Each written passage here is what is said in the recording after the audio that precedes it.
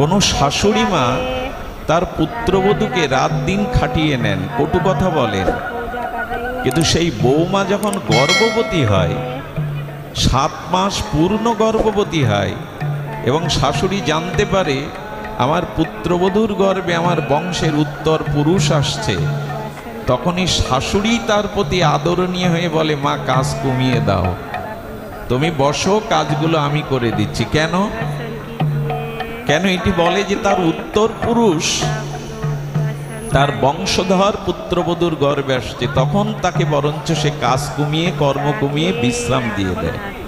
জল তোমাকে আনতে হবে না, রান্না তোমাকে করতে হবে না। শাস্ত্র বলছেন, যেদিন সাধু কৃপায়, মহৎ কৃপায় তোমার হৃদয়ে ভক্তি গর্ভবতী হবে, সেদিন এই পাপ পুণ্য কর্ম অনেকটাই কমে যাবে, জলাঞ্জলি যাবে। এই জন্য কর্ম তোমাকে